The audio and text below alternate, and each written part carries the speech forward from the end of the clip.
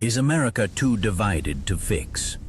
Tonight I sit down with the agitators, and we're diving straight into woke culture, faith, ICE, and the my way or no way mindset tearing this country apart. This is the Middle Ground Mike. All right, everybody, welcome to the Middle Ground Mike. I got some great guests here from the the Agitators. That's how you say your show, correct? I got Jason, and you know what, man, I'm not sure about. I told you I'm bad with names. How you pronounce your name again? So I'm L Milliner. Milliner. Okay, I'm terrible with names. Listen, I always ask people to pronounce them, but Hey, these all guys. good, man. I'm bad with names too. I remember faces, not names. Yes, these guys, they're good, God-fearing Christian men. They're reasonable men. Check their stuff out there. They're pretty good size there on YouTube. I encourage you guys to check it out because reasonable is anybody who listens to the show knows I'm about reasonable, balanced conversations. Like, remember we all breathe the same air, walk on the same dirt. But let's dig into it a little bit, y'all. Some of that national stuff that's kind of that's gone down recently, especially with, let's kind of start off with the my way or no way mentality. That has kind of seemed to really overtake the country, right? And I think in principle, both sides are maybe not as much as super far left. So I don't want to go that direction. But a lot of sides, they have, in some certain points, they have some valid things. Hey, this is how I feel. But how do we, from your, because you guys are from down south, I'm from north. How do we fix this? How do we fix the my way or no way? To be honest, people have this idea about politics where politics are negative, they're bad, they're something that we shouldn't engage in. Even Christians believe this.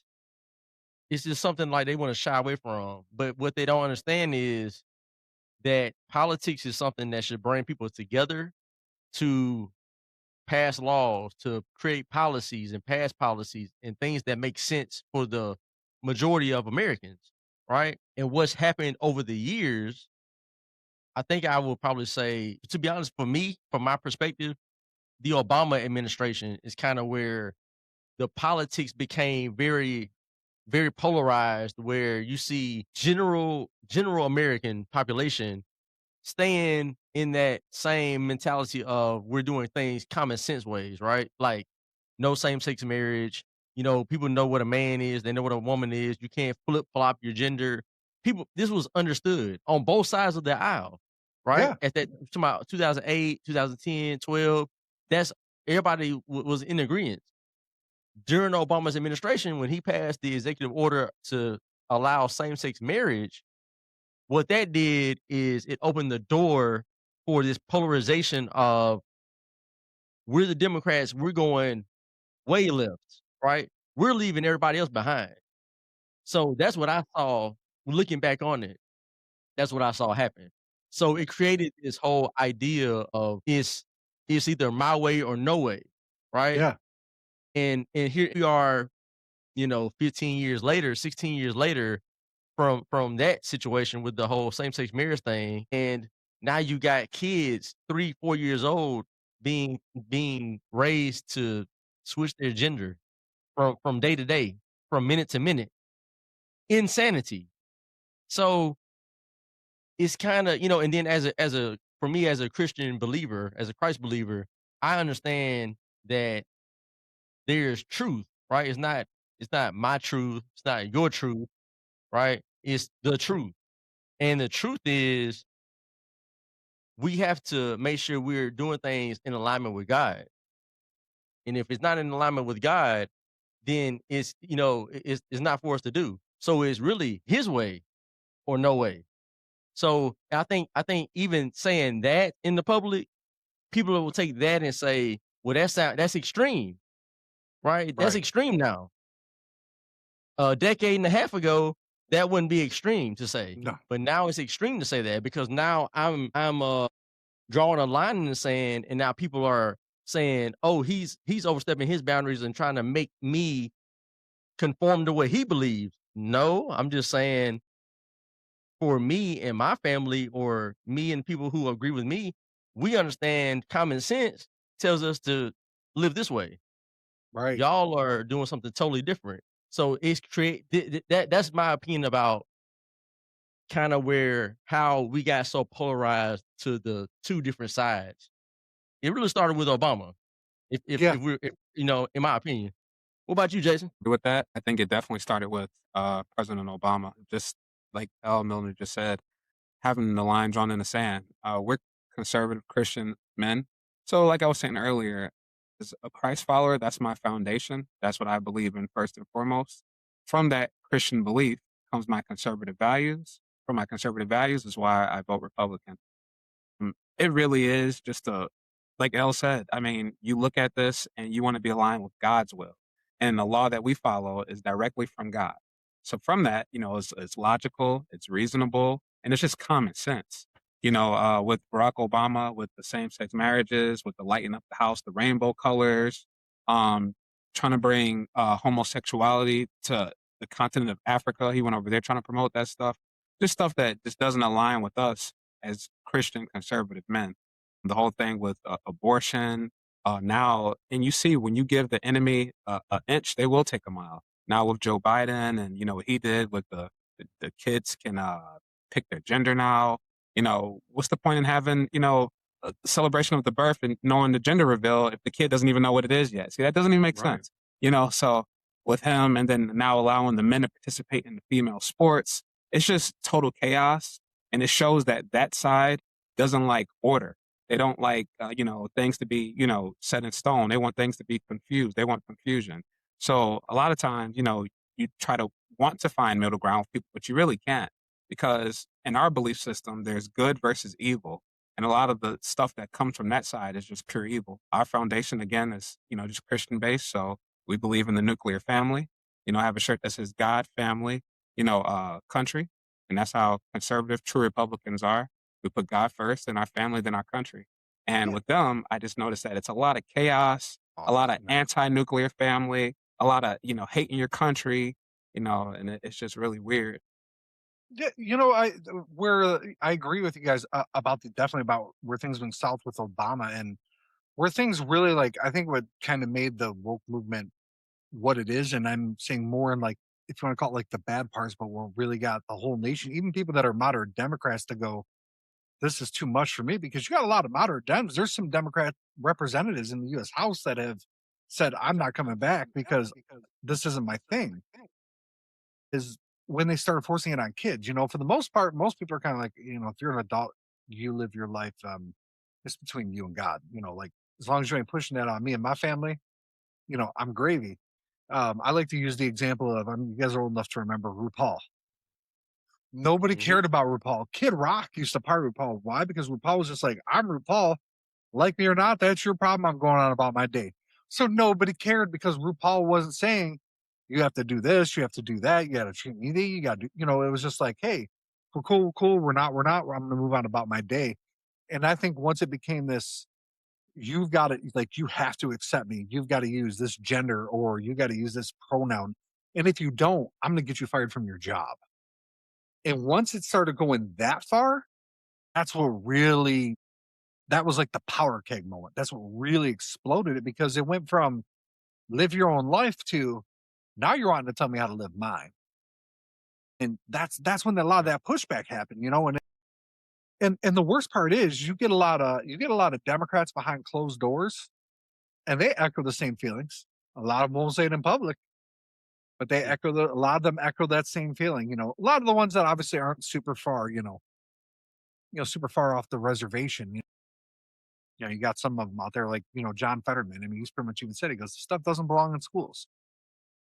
This does, that's not a place for it." And it's like, man, I mean, like, that's a starting point, and that should be the starting point. That should be the bare minimum.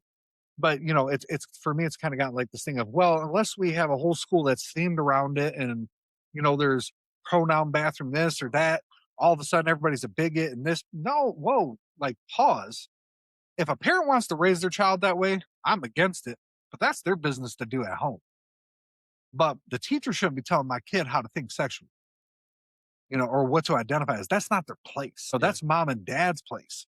And I think that, the breakdown of the nuclear family, like you were saying, Jay, or like, well, being pro nuclear family, but it's broken down is why you have the woke agenda, because there's not that balance in the home. There's not that yin for yang. We all know kids, dad's not home. As soon as dad walks in the door, whoop, yes, sir. Even if you're not a mean dad, it's just that presence, right? It's just that presence. And not every guy deserves to be a father, right? Not every guy should even have a family, because there's some pretty terrible men out there. But most men, I think, are good at heart and want to do the right thing. But them not That's being right. in the home, I think, like Charlie Kirk said all the time, he goes, men are incentivized to not be in the home. Women are incentivized to be single mothers. The whole tax system is set up to incentivize you to be that way, because the poorer you are in certain situations, the easier it is to get by. And you'd rather do that, put baby daddy's address at his mom's house, but he still lives there, so y'all can get that. You know what I mean? Like we all know how that goes. I know how it works. And it's That's just right. like, but what that does is that destroys our kids, Yeah. Yeah. because the minute baby mama gets upset, you already know how that's gonna go. She's gonna, especially when you got a bitter mother of the children, tend Mhm. to they can get, hell have no fury like a woman scorned. That is a very accurate statement. You know, Yeah. they will Totally agree. they'll ruin your day. But that's kind of where I guess I go with the woke thing. Like I'm against it being forced down everybody's throat. Like if you want to live your life, and as long as you're not sitting there when I walk out my front door going, "You didn't say he them yesterday," man. If you want to do Yeah. that in your house behind closed doors, man, you do what you do. As long as you're Yeah. not like sacrificing babies or doing And anything see, weird, well, who cares? you see the problem with that too, Joe. Like obviously I agree with you. We don't want that forced down our throat. But there's always something too with homosexuals and these trans people. What we do behind closed doors is what we do. Well, it does kind of affect us as well, because now those people are raising kids, right? They adopt children, they raise kids, and they force their ideology. That's what life usually comes down to: ideology, what you think and believe in.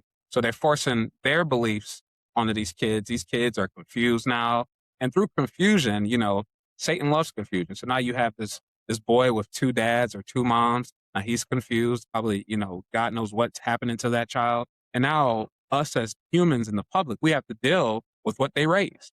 Now, as a parent, you want to put, constructive people in the world. With my children, your children, Elle's children, we want them to be productive.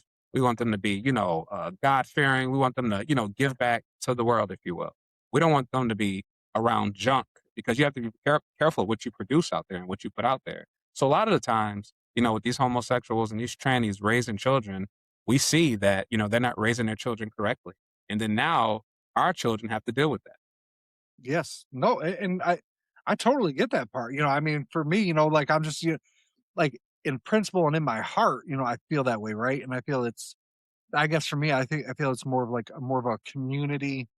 It's got to be like a community thing rather than a law, because when the community goes, "Hey, this is our standard," it's more accepted, and it happens more often than when it comes from a place of the government.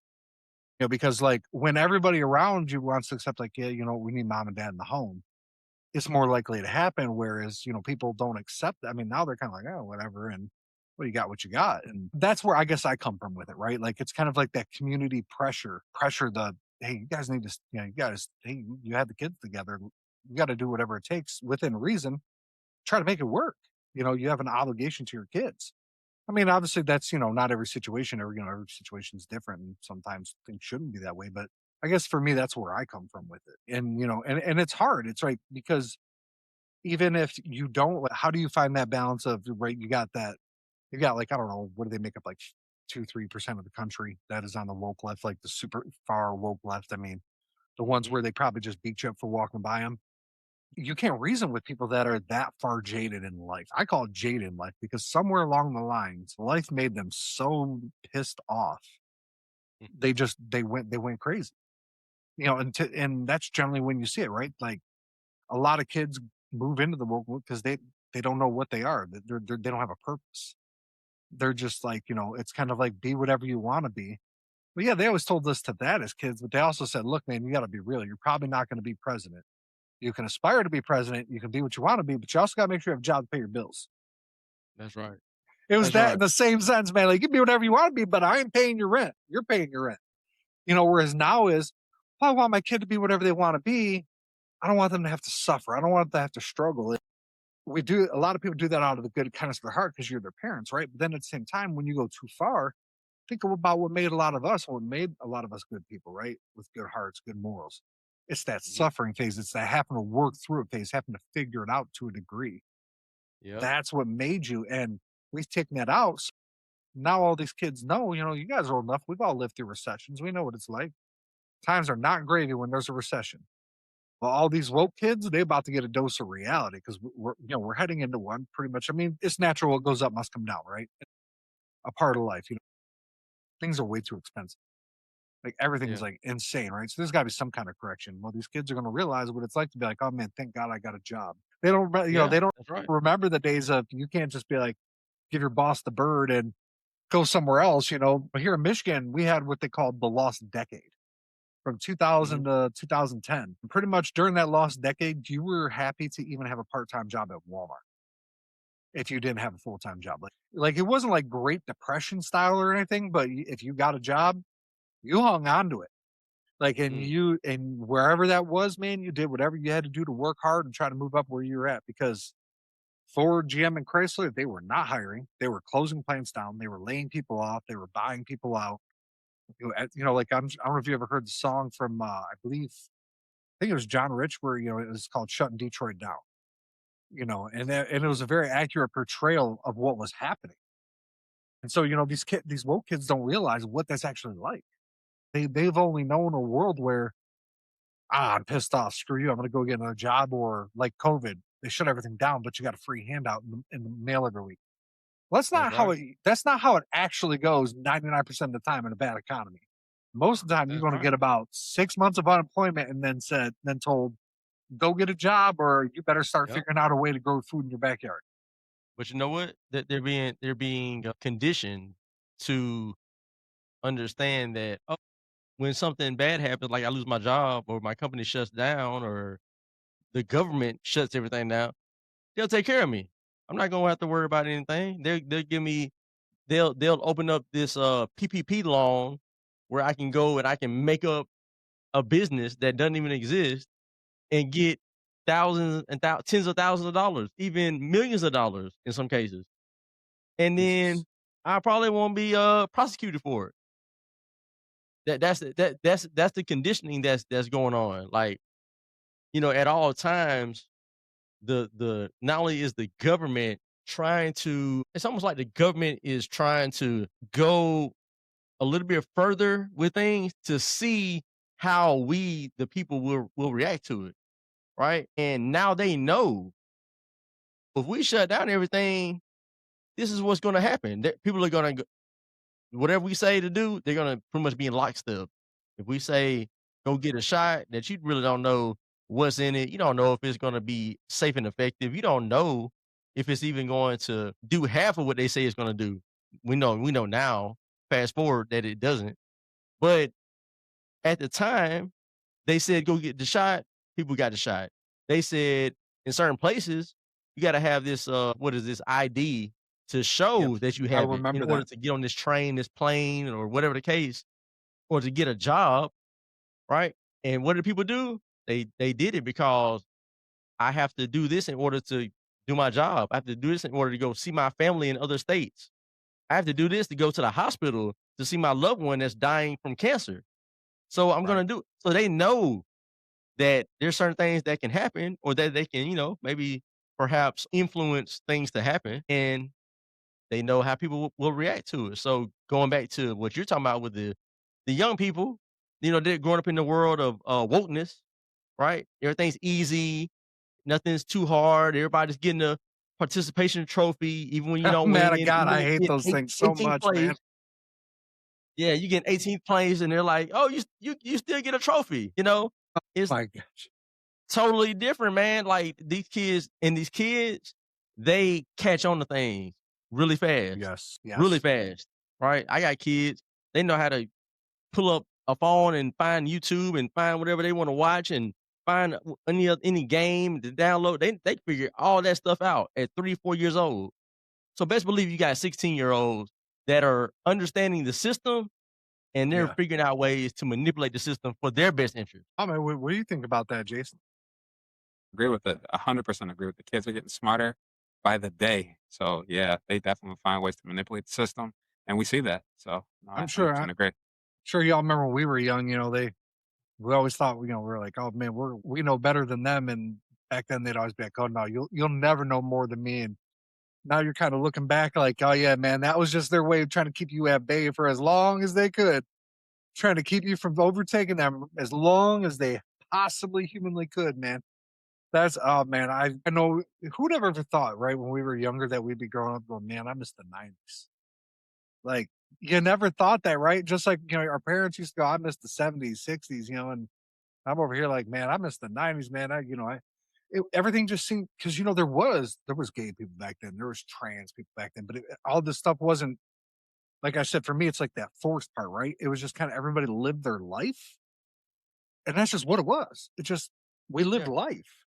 Yeah. Everything wasn't an explosion.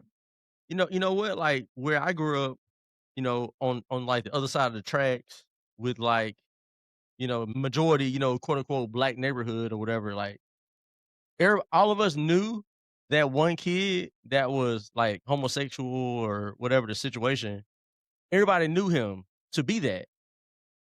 Everybody no we weren't like cool with it, but it was something that everybody identified and said, "Oh, well, when we go play basketball and football and whatever else in the neighborhood, when we go around the corner and have our fist fights, he's not gonna be a part of that. Like, it's just understood.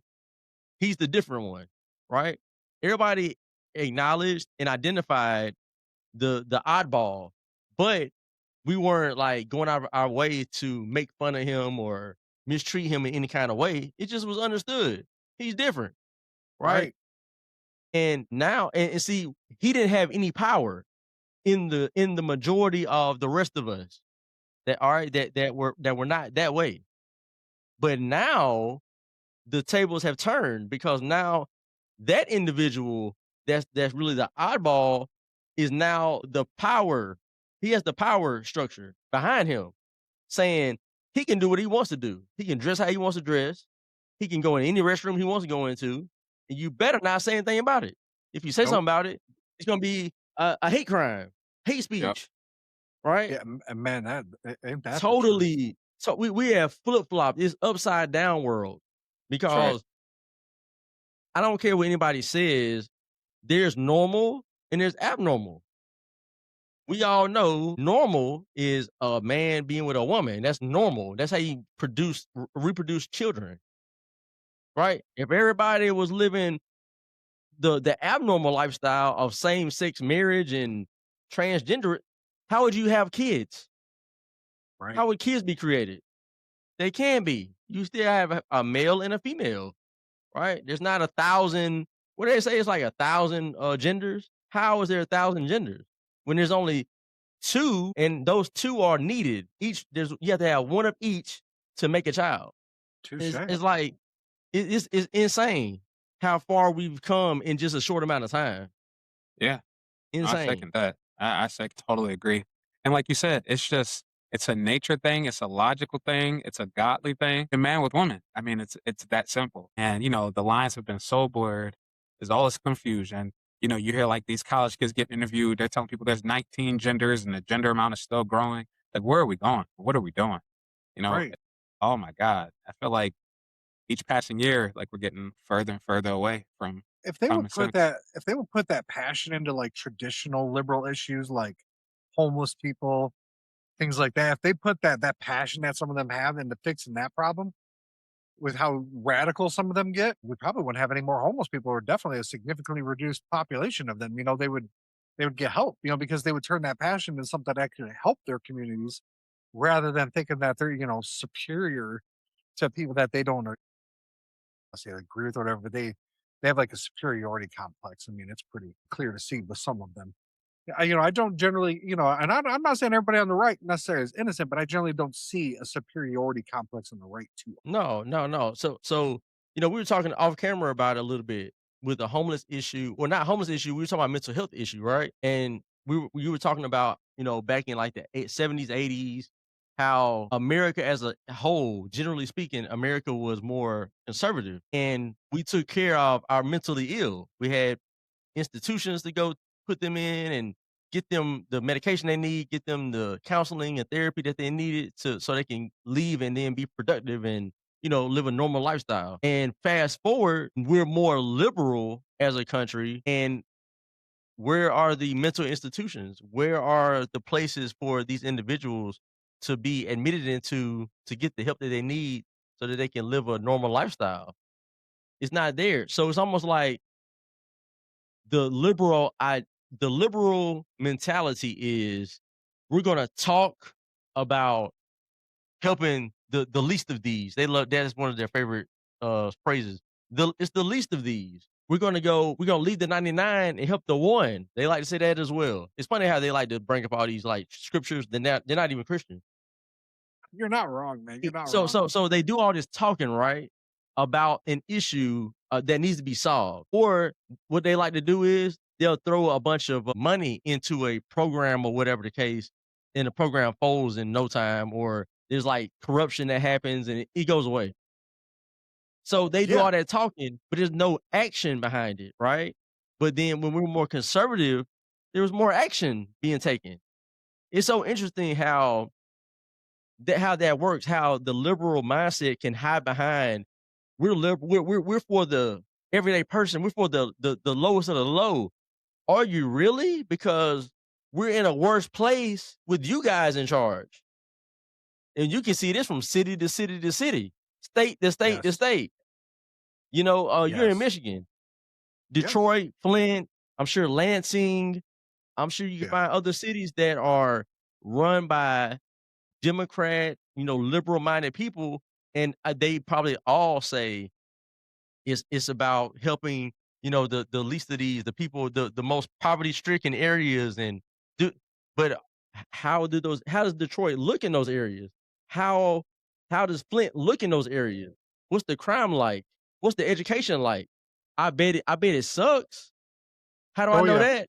Because where I live in Montgomery is run by Democrats with the same talking points about equality, equity, inclusion. And most of the schools in the MPS school system are failing.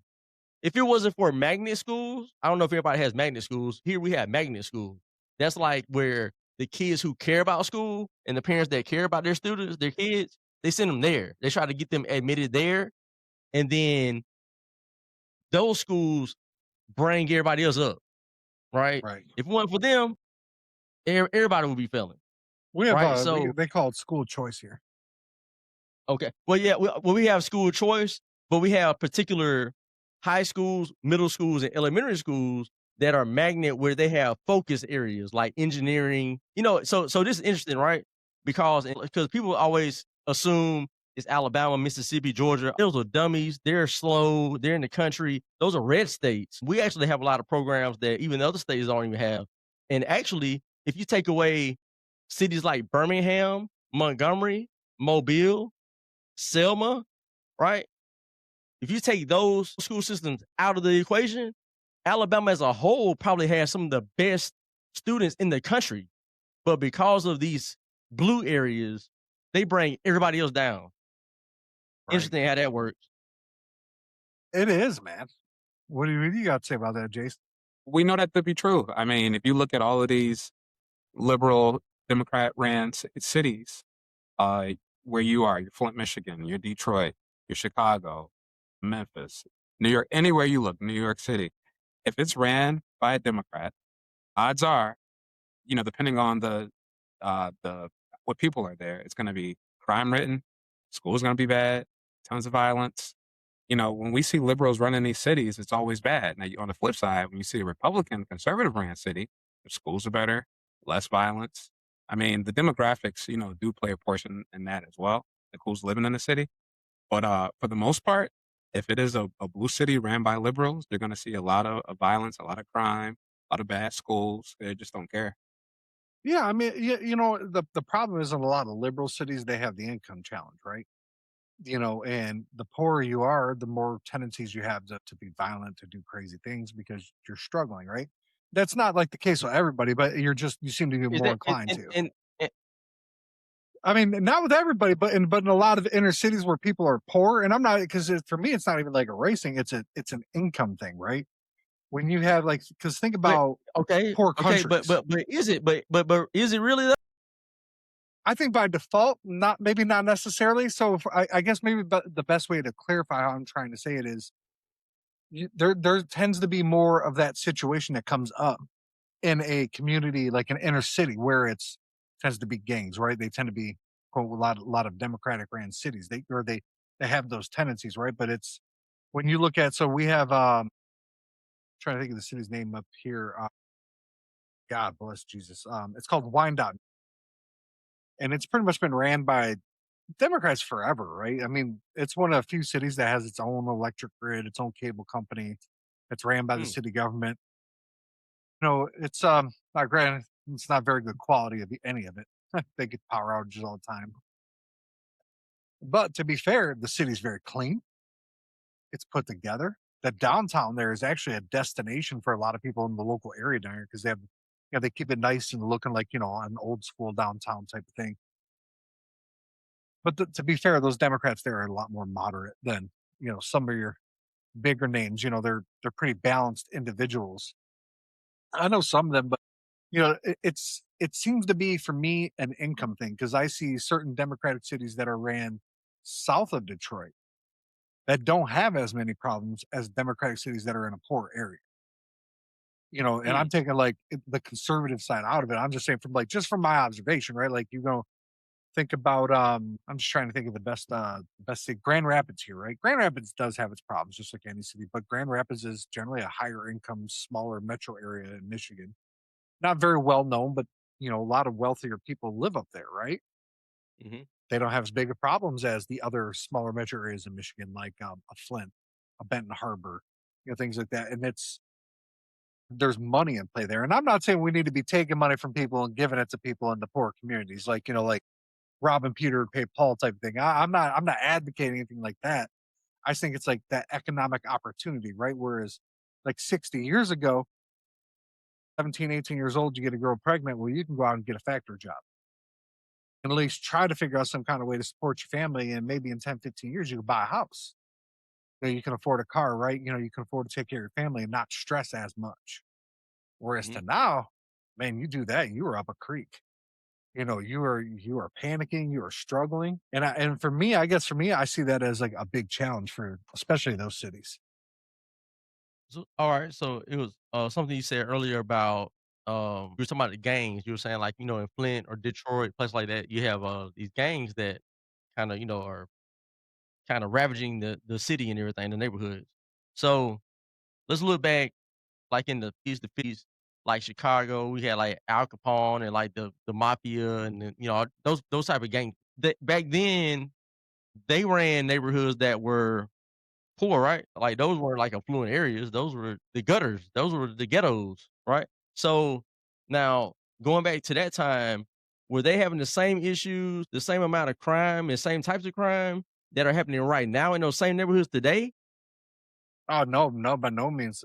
But on the flip side of it is they took care So of so their what's communities. the difference there? What's the difference? They took They're they both a they're lot. both they're both being run by gangs and Yeah, they're both they're both poverty stricken areas. So what's the difference? those get the mob back then. I don't know about the mob now, so I'm not going to comment on that part. Back then, Al Capone was known for doing food giveaways. They take food to people's houses if they knew a family that was close to somebody, all right, hey, we're going to step in and take care of that. Where there's a lot of your modern street gangs, they generally don't do something like that, right? So you don't have that. That was those, it was kind of like that unwritten thing, right? Where a lot of people they didn't like the cops, they didn't like the gangs, but the gangs brought them some food during like the Oh, depression. They no. they took care of their communities. Now they do that now. The GDs and the BDs and the Latin King, they do that now. They do Oh, jeez. food drives, they do turkey Turkey giveaways and backpack giveaways. drives and all that. They do too. They do all I that don't see too. them doing it. But Maybe down there. but, I don't but see them see, doing stuff here too. no, but see what I'm saying is the parameters of the neighborhood aren't that much different as far as they back then in the 30s they were run by gangs. It was poverty stricken. Fast forward to today, gangs, poverty stricken. The only difference is there's two different cultures within the area, within the time frames. So whereas you had more like the Italians or the Irish that were running it back then, they had a different culture, different mindset. Their mindset Yeah. was, yeah, we're going to do illegal things, but there's certain parameters that we operate within. We're not gonna kill innocent women and children. We're not going to be allowing our young soldiers to just be out here just beating old ladies over the head and taking their purse and running off. If they do it, there's gonna be Right. repercussions. Today, out the window. They Yeah. allowed to No do doubt. whatever they wanna do. There's no structure. The culture is Yeah. totally different. They don't care about kids. They in Chicago, they lit a 15-year-old boy on fire, and he wasn't even a gang member. I remember that from years ago. They burned him alive in the alley. He wasn't even a gang member, but because he was in a certain turf, there's no structure. They decided to do that to send a message or whatever the case. So what I'm getting at is there's different cultures at play, and when you have a culture like the culture that's going on right now, it's there's almost really nothing that you can really do to really help the neighborhood as a whole, help the school system as a whole, because the people who are running it, the people who even the principals and the superintendents, their mindset is no better than the gang member, the gang leader. They have the same mindset. I'm going to take from the situation. I'm not going to give to the situation. I'm not going to make sure there's structure and all that. I'm going to let the kids run the insane asylum, which is why in the inner cities, from state to state to state, city to city, school systems suck because the people that are in charge have the same culture as the kids that are running amok, right? And there lies the issue. It's not a poverty issue. It's a mentality and a cultural issue. That's really what it comes down to. And I think we do ourselves a disservice, and I do understand it. I get it because a lot of people really don't want to. It's like a thing in America, maybe not in many other countries, but in America, there's this thing where most white people, quote unquote, white people, don't want to tell black people that what they're doing is wrong or that they need to change anything. It's almost like you can kind of identify it, but you don't really want to just tell them straight up. But best believe on the other side, they don't care how you feel about it. They're gonna say whatever, and it's okay. There Yeah. lies an No. issue. So that goes back to what you said about earlier, the my way or no way mentality. That's another example of that. On the white side, they don't want to call out black people. On the black people side, they don't give a rat's you know what about white people at all. White people get Right. into an issue, but black people got their phone out. Oh, that's fun. Look at them white people over there doing look at them thugs over there. They're gonna put it on World Star because it's entertainment for Yeah. them. Their culture is this is fun. This is entertainment. I can get a laugh out of this. Right. No, White people I don't do mean, that. I definitely get that. I mean, that goes back to, like what I always try to say is balance isn't weakness, right? I was trying, how can our country, because we obviously all got principles, right? We got like certain things in our convictions, especially being Christian, right? Even though I'm a middle of the road person, I know there's certain Christian convictions that I have that, a lot of people left and be like, hey, whoa, but, like I was saying, balance, it's not weakness, but how does the country find that middle again to where we can go, okay, we have our principles, right? But like, how do and I mean, let's subtract out, like the woke agenda part, right? Because even a lot of Democrats agree that that's a problem now. Like Democrats are starting, some of them are separating themselves from that extreme. Not all, but some. How do we find more like the John Fettermans of the world, or I mean, God, a lot of people hate Bill Clinton, but man, Bill Clinton was balanced compared to what we got now, going on. Like, how do we get back to that part where you could sit down at the table, have a dinner with that person, and I don't know, by the end of it, we at least got some kind of "I don't want to kill you anymore" type of thing going on. It just depends on the person you're dealing with. It's probably gonna be hard to do that as a whole, just because, biblically speaking, God is separating the wheat from the tares. So we were saying earlier off camera, you do have good versus evil. The life is a spiritual battle. So it's kind of hard to find common ground when you use common sense and one side doesn't use common sense. For instance, what common ground can you find with, a transgender who wants to, date somebody else and then have them adopt a kid? We can't, men, El Milner, we're the agitators. We can't find common ground with somebody like that because we're so against it. We draw that line in the sand. There's no fence for us to ride, essentially. In our book, Satan owns the fence too. So you're either on the left or you're on the right. A lot of times, there can be no middle ground. With some things, I guess there can be. You can find something, but for most things, for most Christ-like things that we're talking about spiritually, it's either God's will or it's Satan's will. You can't ride two horses, as a man. So it's either one or the other. It's up or down. It's left or right. So a lot of times when you're talking to these transgenders and you're talking to these, doctors who want to perform abortions and you're talking to these boys who want to be in girl sports, there's no common ground to be found. It's either a yes or a no.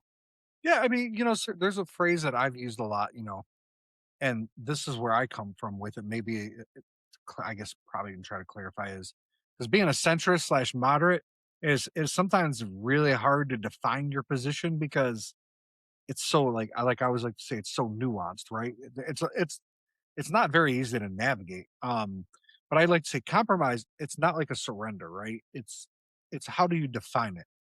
So for me, it's like, okay, if you're a transgender, right? And hey, okay, just like when it became a country, we voted on the First Amendment. We voted on these amendments, the Constitution, right?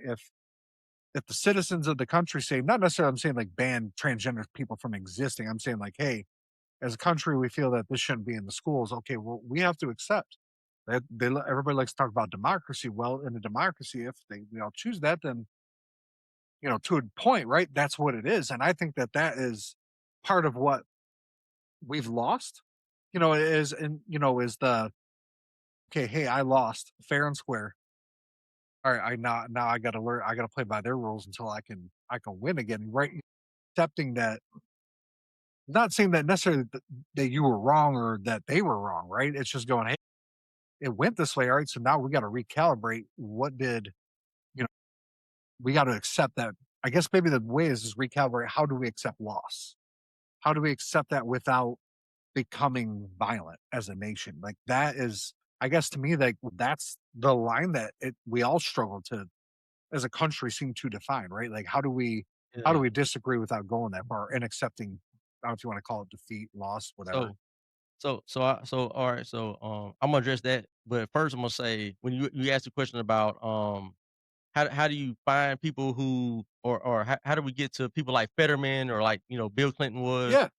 Well, first of all, those individuals have to be out. You have to speak out. Like they can't just be private behind closed doors agreeing with us.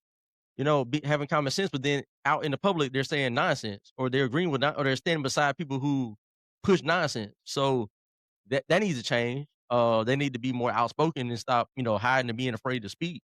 So then going back to what you're asking about, finding common ground and how can we, not kill each other over our ideas and whatnot. Honestly, like when Jason and I are having our discussions with people or we make our content, we're talking about things that are basic basic natural things. Like it's not even like out of the ordinary, right? And that is taken as, hate speech, or it's taken as us being aggressive because we're trying to call a ball and strike a strike. And on the other side, right, we can have a civilized conversation. We Yeah. don't threaten people and all that.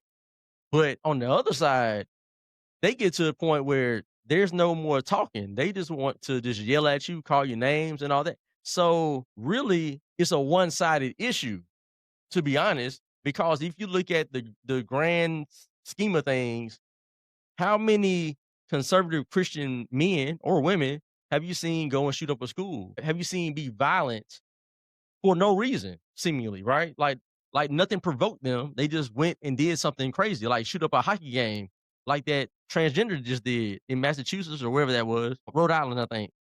Like, Yeah. what about the Nashville shooter? Again, like We can go city after city, state after state, issue after issue where these people are committing acts of violence. Charlie Kirk, for example, he got killed by a person. Same thing. Couldn't defeat him in a conversation, so I'll just kill him. Right?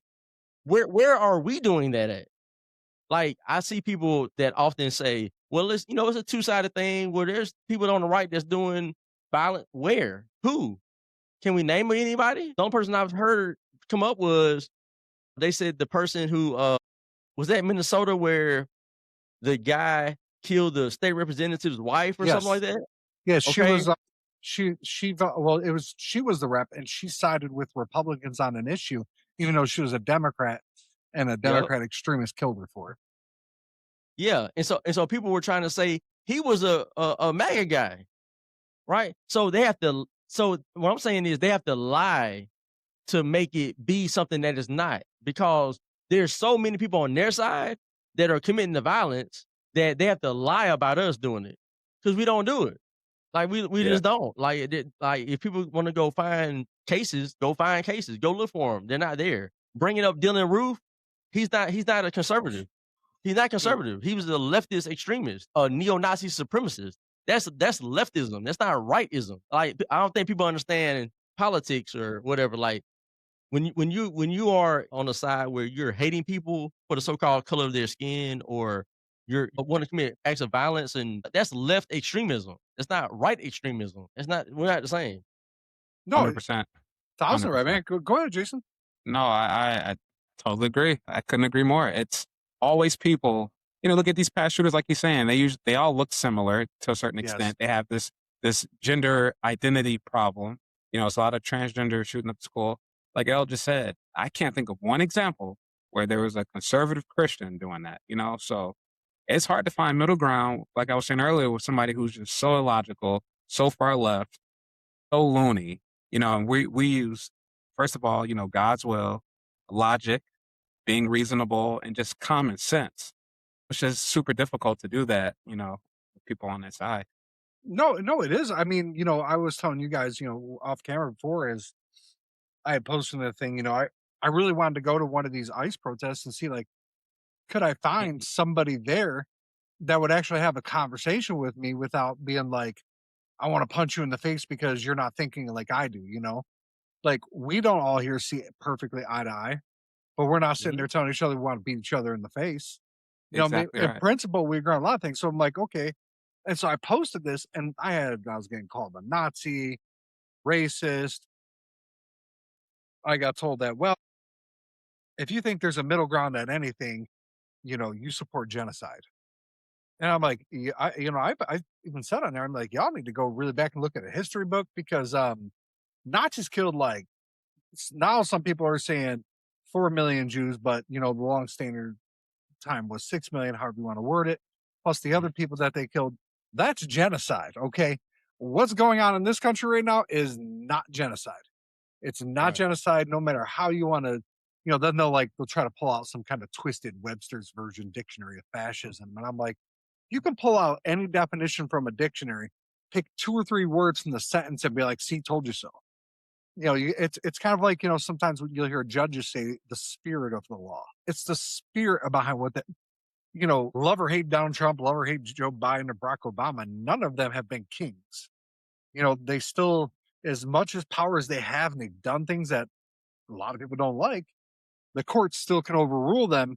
And even when it comes down to it, even the president, he found another avenue to go after, like the tariffs, right? But he respected that aspect of the ruling by the Supreme Court, because he knew, like, okay, hey, boom, that's where the buck stops. Now, if this was Nazi Germany, they would just arrest the Supreme Court and do it anyways. There you go. Yep. There you go. Yeah, that's the there's no difference. kings in America. The only king we bow down to is Christ. So Right. Trump, I got a Keep America Great hat on. My brother's got a Make America Great hat. Like, he's not our God. Like, we support our president because he's not a king, he's the president. Right. He's the president like he was the first term, when everybody was saying, oh, he's about to put all the blacks back to slavery, and he's about to do this and do that. Like, and none of that happened. And then fast forward, Biden was in office for 4 years, and then Trump got back in, and all that talk about what Trump was gonna do, be a king, be a dictator, be a Hitler, and all that stuff, all that talk that they did the first time and nothing happened, they brought that back up again as if they didn't say it the first time. Like, Right. and still none of that's happening. We understand he's the president. He's doing a fine job as president. Are there some things that I don't like? Sure. There's things that I don't agree with. I didn't agree with the 2020 shutdowns. I didn't agree with the whole thing about getting a shot. I didn't get the shot to this day. Yeah, my brother didn't either. So like there's things that we didn't agree with, and I was vocal about not supporting that. But because I wear, USA gear or MAGA gear or whatever, people just assume that, oh, you're a loyalist to Trump. He can do no wrong. Well, yeah, he can. He can do wrong. He's a man just like I'm a man. But Right. I support his vision for what he wants America to be. I support that. And everything that I've seen him do is, for the most part, is pushing us into that direction. So Mhm. I like it. You know what I'm saying? I support it.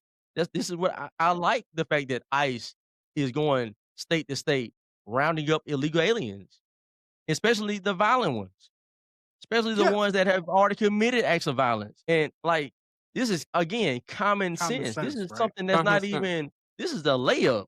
Like who doesn't want a person that's a rapist, a murderer to be removed from the country?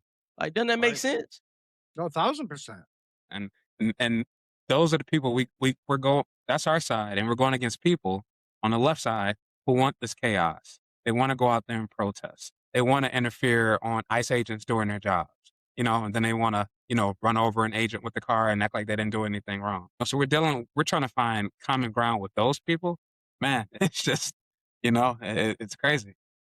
It's hard, and it's not easy. Let me tell you, man, like hopefully you guys think I try to be a reasonable person, right? Like Yeah, for sure. Yeah, definitely. I try to be like, okay, hey, because there's a lot of things that I agree on principle on, but I know like, okay, hey, it's just my heart tells me I agree with it, but I don't necessarily always know if I can be pushed that way for me, right? But I try to like even I have friends that are on that. I have a friend that we didn't talk for about 3 or 4 months because of my show, and he goes, and it was after I had Trump's former lawyer on. You're just supporting fascism and this, that, and the other thing. And I'm like, I'm like, what about that interview gave you any clue of any of that? This guy's part of the American Rights Alliance trying to defend people's rights for getting unreasonable prison sentences. What about that screams fascism to you? Because in fascist countries, they don't do things like that. There is Right. nobody in a fascist country, no lawyer's sticking their neck out for you, no matter who you are, because they don't want to die. And, It should. There you go. and so like I try to, I can say that there's been people on the left, and I'll say this, and this is not knocking anybody on the right because I've had several people from the right on my show, and they're good people. And a couple of them I actually have come to consider them friends. And we've gotten to know each other real well. But for the most part, I've had more moderate Democrats be willing to come on my show. They'll be like, hey, they'll either reach out to me or I'll be like, hey, I think that you're somebody that's reasonable. They'll be like, okay, well, now whereas there's certain now, don't get me wrong, there's far left Democrats that I've tried to reach out to, and I don't even get a middle finger back. I get ghosted. Like they're like, yeah, I ain't coming near you, buddy. But I had somebody that was a far right person, and he goes, hey man, I don't agree with you on a lot of things, but yeah, I can't do that because I wouldn't be able to have a civil conversation about it. So I'm just not going to do it. And I've had more moderate Democrats, I would say, reach out to me to be like, hey, yeah, let's talk about it. Then I have the moderate Republicans. Moderate Republicans are very quiet when they talk about like that silent majority. Mhm. The moderate Republicans are pipsqueak quiet. I don't want to say they're afraid because I'm not trying to call anybody like a coward, but they don't see an environment where they feel like they can talk is where moderate Democrats, for whatever reason, they seem to have a little bit want to have a little bit more of a voice. And I know a lot more moderate Republicans than I do moderate Democrats.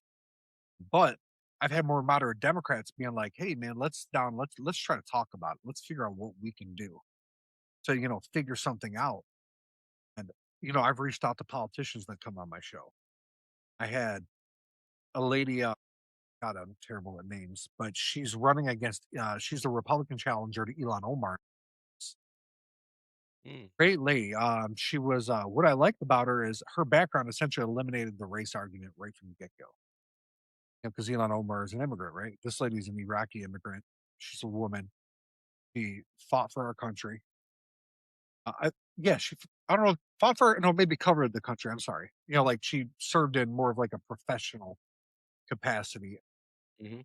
And I like the fact that, okay, boom, right off the rip, the race thing can't even be brought into it. What would Elon Omar be able to say to that, right? So that wasn't even something we even had to, it wasn't even in the conversation. It was about what she felt the issues were. And That's right. and I'm like, man, that's what we need. Not necessarily saying, we need to have everybody the same race running against each other, but it was the fact that that factor wasn't there. You eliminated that divisive factor right off the get go.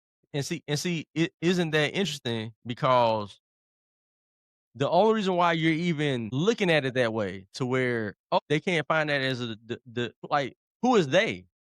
We are It's not the eh, right. There it is. There it is. yeah. It's There You know it what I'm is. saying? So even you recognizing it, like, it's messed up that the left has gone this far with the identity politics, yes, where it's got to be black, it's got to be an immigrant, it's yes, got to Yeah. be this, right? And then if the Yeah. other person is like has a background of like Hispanic or something, what is it? What's the lady? Nikki Haley? Isn't she like Indian or yeah. something? I think she. I don't know her ethnic background. That's Yeah, I think Nikki. Am I thinking the right person? Nikki Haley from South Carolina. I think she's like half Indian or something like that. But whatever it is, it's some other nationality. They are like, she's full blooded American, like born, like, you know what I'm saying? Like they ignore it yeah. She's as a if it's daughter not there. of Sikh. I think you say it's Sikha. Is that how you say the religion? Yeah, Indians, yeah. Sikh immigrants. Side KH.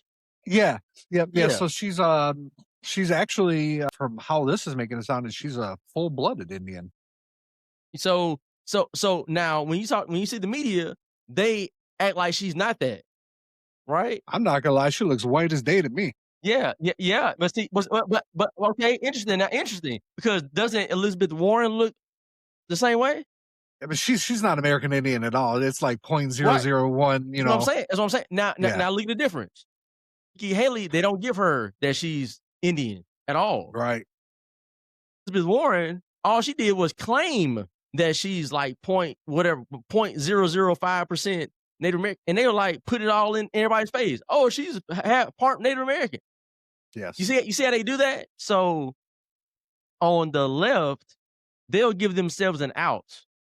They'll lie, boldface lie to you about something to push that, they check these boxes. But on the right, they wouldn't even let you check the boxes that you actually belong in. Yeah. You know what I'm saying? And then it's gotten so bad to even where you just said, like, well, with the Iraqi lady, they can't say that, she's minority, she going against Ilhan Omar. But why are we even worried about that? Oh, because the left makes it a big deal. They're the ones that made it a big deal, not the right. We don't do that.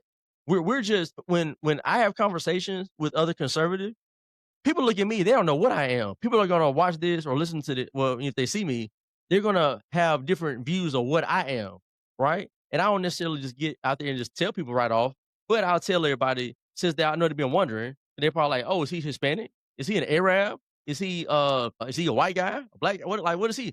Well, to the world, my dad is a black man. My mom is a white lady, right? Like, but it doesn't matter, because when I talk to conservatives, they don't even question it. They don't ask me. All they ask me is, what do you believe? Why do you believe that? Where'd you grow up at? Like, basic stuff. When I talk to people on the left, they're always trying to figure out, what is he? You're a black man. You shouldn't think like that, black man. You shouldn't be a Trump supporter. The people on the right don't care. It's the people on the left that make a big deal about it. See, therein lies the issue. It's not about us not wanting to find middle ground with people. It's the fact that the other side refuses to find middle ground with what we're doing. They look at us as if we're just like scum of the earth. Like, we got, what was it when we were kids on the playground, and like a little boy kissed a little girl, and they're like, oh, you got cooties. Yeah, no, it's the Like, same it's like thing. we got cooties because we're a Trump supporter or like that we have like common sense. But we're able to talk to other people though. They can have all kind of crazy hair. What'd you say, Jason? They got the blue hair. They got the girls got the shaved hair, shaved heads. They got the bull nose rings. We'll talk to them like regular people. You know what I'm saying? Because we're normal, but they're not normal, so they mistreat us. It's a total difference. Yeah, When you yeah, no, look like when you don't look when you look a certain way and you think a certain way, if it doesn't line up with, the world's normalcy, then that's when you just, bring out a certain emotion in certain people. I'll tell you as well, to the world, I'm a black man, but to myself spiritually, I'm a Christ following conservative American. I'm an American first. I was born in America. America's all I know. I love my country. So I identify as an American first and foremost. But like I was saying, when you look like L, you look like me, and I've been accused of being white before, talking online.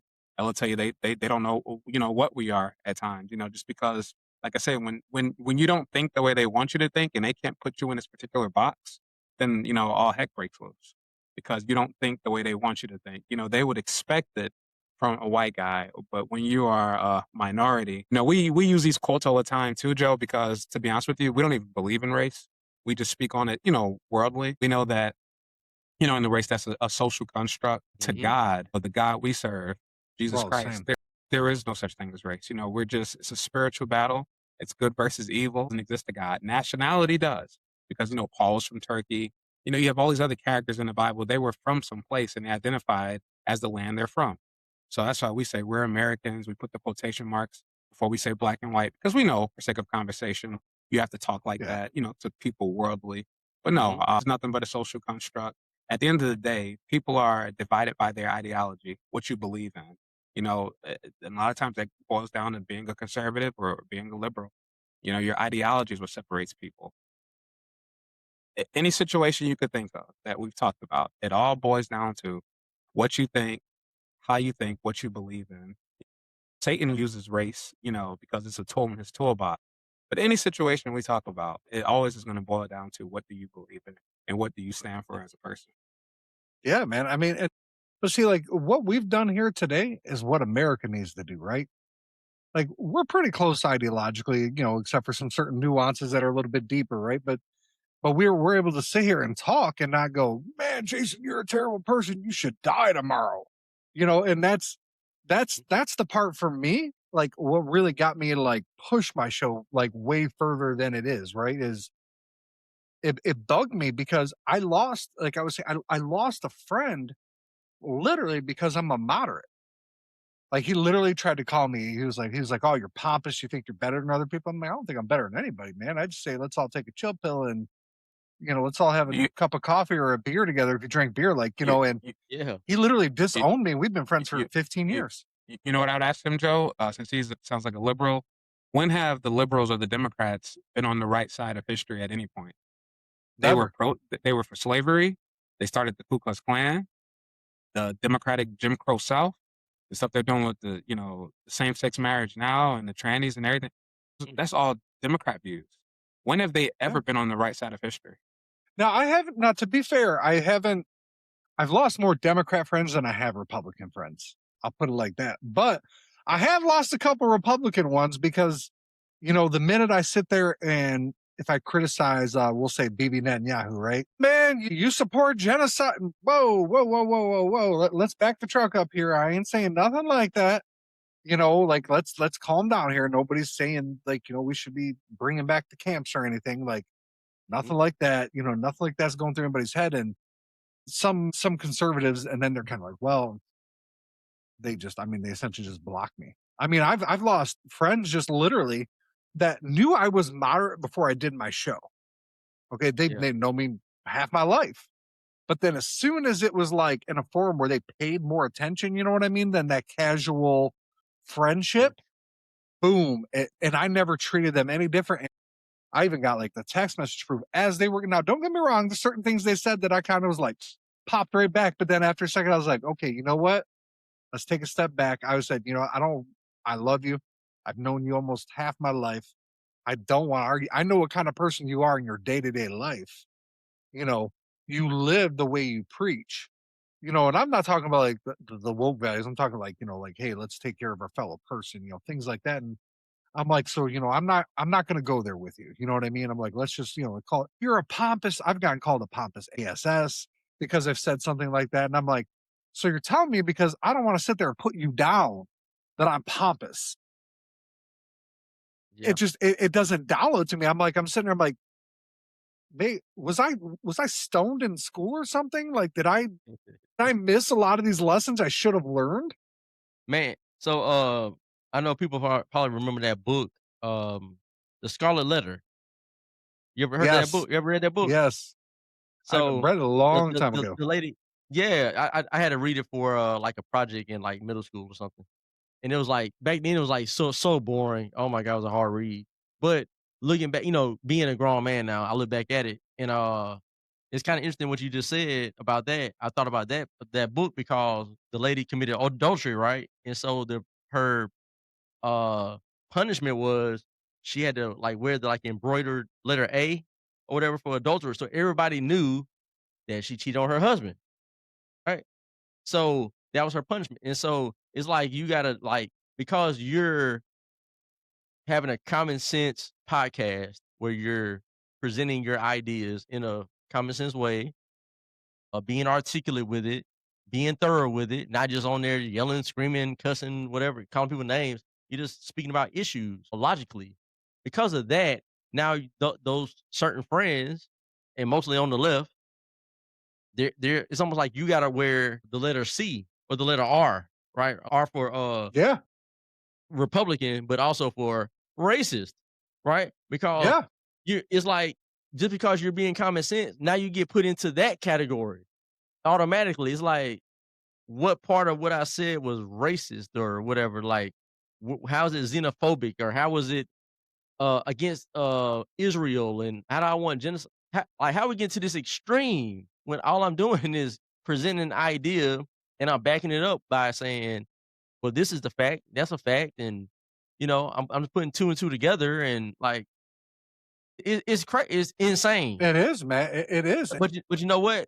These people have been brainwashed. This is Yes. the result of brainwashing.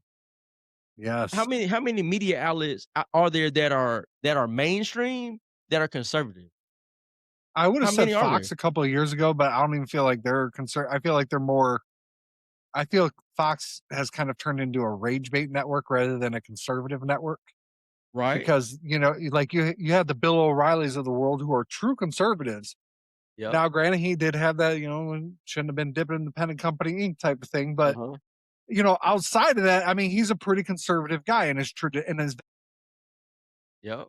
you got to go, buddy. Like, same with Tucker Carlson. I mean, Tucker Carlson's a little bit more extreme, but still conservative. Boom, Eh, you got to go. Everybody that was even yeah. borderline conservative got kicked out. Right. And so even like so historically for the last 40 years or so, right? The only outlet that people can really ever bring up, and they all bring it up to me all the time, is Fox News. That's the only thing they can come up with. Fox News. Okay, let's look on the other side. What other mainstream media outlets are there? Oh, there's CNN. There's MSNBC. Now they're called like MS Now or something. There's CBS, Yeah. ABC, the New York Times, the USA Today. There's like all these public everything that's mainstream.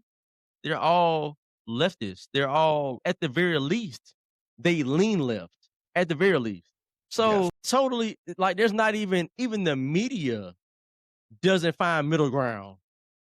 When the Nah. media can't find middle ground and have a sensible way of presenting the news to us without it being hard left, right? Criticizing Trump every day. If they can't even do it, how are the everyday people? How are your friends, Joe? How are my friends, people that know me my whole life? How are they going to be able to listen to me talk and say he got some good points? I don't agree with everything, but he made some okay points. They can't even do that because they've been brainwashed by the people, the same media that doesn't push middle ground ideas. They push hard left ideas. So they're listening to that, and then they're listening to me and Jason talk, and you talk, and they're like, those people are crazy. They're violent. Uh, Yeah. those are the violent people right there. That like it's brainwashing. That's exactly what it is, and it started You know, from elementary on up. it's great you talked about the media because that really made me think of two reporters before I'll say first News Nation, and I think it's Newsmax. Newsmax, I think, is a little bit more towards the right, but Mhm. News Nation has like Chris Kumo on there now, and I used to not be able to stand that guy. Okay, like not Yeah. at all. But after he left that network and went there, the guy's a lot more moderate than anybody would have ever thought. Yep. When he was, I believe MSNBC, right? I think he was, or CNN, Oh, he was whichever one it on was. CNN. So, yeah, right. He was obviously, but he even came out on News Nation. I think that's where he's at now. And he goes, I was told what to say, essentially. He was and him and Chuck Todd, who's a staunch liberal, both Mhm. came out and said they were told to lie about Biden's health. They were Yeah. told to lie about it. Like they both came out and said, now granted, Chuck Todd is still that diehard Democrat, man. He ain't backing down on that. But he came out and said, yeah, I was told to lie. And Chuck Todd's come out and said is what they did to Biden, the people around him should be considered illegal and they should go to jail for using the guy. Mhm. Well, his past taken out of it, that man wasn't in his right mind the whole time he was president. That's right. You can tell he had dementia. He has no idea the people around him in a lot of ways used him, and it was like keeping that elderly person alive so that we get the social security check every month. Yeah. You don't Yeah. want to put them in hospice because you want them alive to keep getting the gravy train type. They abused it, right? And Yep. without his name, they didn't have a snowball's chance of winning. He was the only Agreed. name that remotely gave them a shot. You know, I've seen a lot of stuff out there recently. People are like, "Oh, well, come on, man, she's pulling at 30% in the Democratic polls," and I'm like, "All right, let's think about this for a second, y'all. 30%, and you're talking about she's the front runner. And the only reason she's considered the front runner is because she ran for president. And do you guys ever watch Joe Rogan? Or so he had Bernie Sanders on there, and I'm not a big Bernie fan, but I can respect Bernie because first he's pretty darn consistent in his beliefs. At least with Bernie Sanders, you know what you got coming to the table. And that's easier to deal with. When you know what's going to be coming in front of you. But Joe Rogan even challenged Bernie, and Bernie's like, oh, he kind of started the whole fascist type of talk, right? Saying so many words that he was like, yeah, but your party isn't even Democratic. He goes, since Barack Obama's first thing, none of your guys' people have been popularly, like your presidential candidates, they haven't been popularly elected. He goes, because if they were, Bernie Sanders would have gotten the nomination twice because Yeah. he beat Hillary and he beat Biden and he almost beat Obama. So, but they use super delegates to circumvent it. And then, he brought up also Kamala. He goes, Kamala, there wasn't even a debate. There wasn't even a primary. He goes, you guys don't do the very thing you're preaching. And Bernie Sanders went, you're not wrong. And I was Yeah. like, I'm not a Bernie fan, but he earned a little bit of respect for me for being able to say it without looking at Joe Rogan and going, oh, you're a fascist, just like start going off on a tangent, like he was just kind of like, well, you got me there. Like, how can he defend it, right? And Bernie Sanders is extreme, but Yeah. So I can live with a liberal like that.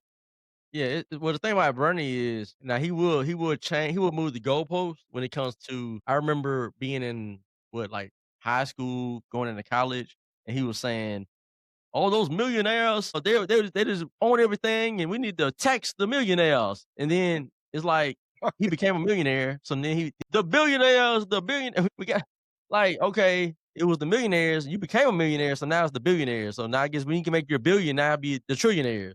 So it's like, see, that's that Democrat mindset stuff. Like it is, they have to move the goalposts once because they'll do the very thing that they're like blaming everybody else for doing. Like they'll call you a bigot for doing something, or like you're racist or Yeah. whatever for doing it. Then they'll do it, and then they'll check. Oh well, now is that over there? Now that's the problem. No, you're the Yeah, problem. You that's shouldn't be in wrong. office. Now, another thing about it is I didn't like the fact that Bernie ran or he claimed to be independent, but Yeah, when did he ever side with Republicans? never. But he sided Not with once. Democrats. Now to be, So you aren't you a Democrat? I think he now to be fair to Bernie, not I'm using no, I'm not trying to be fair to Bernie, but I believe he did support auditing the Fed when a lot of Republicans wanted to, but they couldn't get enough of either side to really, kind of bring it to the table because I think they're all afraid of what they might find in some empty rooms when they go in there to audit it. Find out there ain't nothing in there. Them gold bars have gone for a long time and they're in someone's closet, man, and they ain't Yeah. giving them back. And Well, that's I guess a dead clock is right twice a day, so that's yeah, one it's thing. not it's not Maybe very often. hey, You can probably count him on one hand, and he's like 78 years old. You can count him on one hand, but I yeah, I guess I not that I agree with him or I'd ever be like, hey, I want to have you over for dinner all day type of thing, but mhm, I can live with sitting on the opposite side of someone that can at least admit, you know what I mean? When yeah, he's like, yeah, Yeah, man, you got me wrong, man. Like, what am I gonna say? yeah, 'cause you Whereas know where he the stands. AOCs of the world would have been like, racist bigot, that would have just been the automatic response. yeah, Where yeah. Bernie can go, and that's I guess for me, I guess what it boils down to, that's what we need to back, man. When somebody can literally just sit there and go, look, dude, ABC, we've got it in concrete. This is what happened. Mhm, What do you say? You still might have a certain conviction, but how do you challenge it? You can't. right. And people don't want to do that no more. They're so blind. Like I was telling you guys about crowds on demand, and I'm not gonna lie, man. That really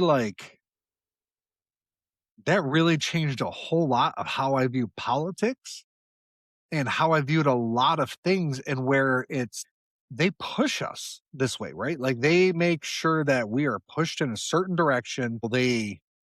They want you to think a certain way. They want you to be a certain kind of way. And I'm talking about the people who organize protests, who get these things on there. And I don't know why I'm drawing a blank on it right now, but it's like the 80-20 rule in politics, where like they try to focus on issues, they can get like 80% of the people to blah, Mhm. blah, blah, things of that nature. I think that's where that comes from for me. But it's really just kind of hard to find that balance anymore. We're able to sit here and have a calm discussion, right? But if it was me and Jason and then AOC, I'm pretty sure she would have found a way to call us both racist, and somehow we were both Nazis by the end of the conversation. Oh, yeah, it would have been a problem because first of all, y'all are men. That's already Right. offensive. That's right. You're already a misogynist because you're a male talking to a female. You can't Well, overtalk her, you can't interrupt her, you can't say, "Oh, hold on a second, AOC." She's gonna be like, "No, you're talking over a female." Like, you would have no win. There would be nowhere you can win because everything that you do, she's gonna find a fault in it. Card for it. Yeah, she'll find a card to play. Yeah. right, we're Or She'll apply her checklist yeah, of all the things that's offensive in society and be like, "Which one is it? Okay, oh, yeah, he's a man. Well, you are a white guy." And then for Jason, white, she yep. say, "Oh, he's a white supremacist sympathizer." It's like, I mean, they just make up stuff. Yeah, they manufacture like you're saying, they literally manufacture things. They really do. Even with the 80-20 rule you're talking about, Joe, I'm sure the 20% that they're talking about or 80, whatever, they're just manufacturing it. These liberals are, man, they'll joke about this, but they will steal your jewelry and then help you look for it.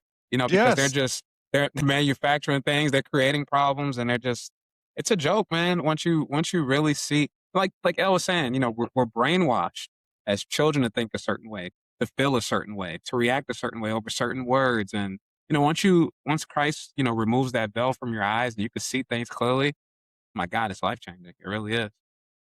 yeah, no, I mean it is, man.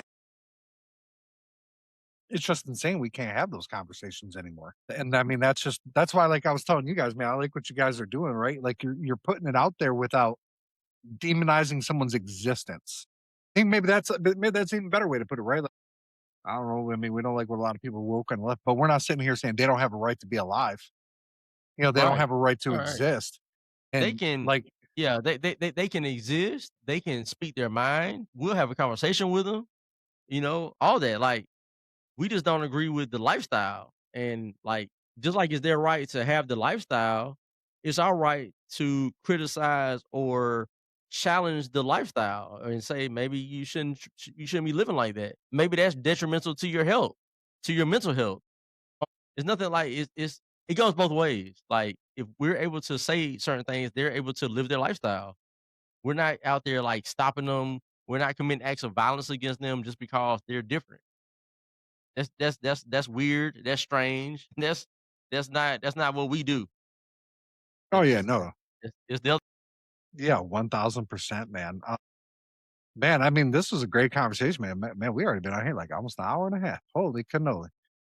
This is man, we I could mean, go all hey, day, man. we're finding middle ground. Hey, I Yes. mean, but that's what it's all about, man. Like, you go home at the end of the day, you still got your convictions, but you know what? I think everybody always tries to walk away of trying to have a better understanding.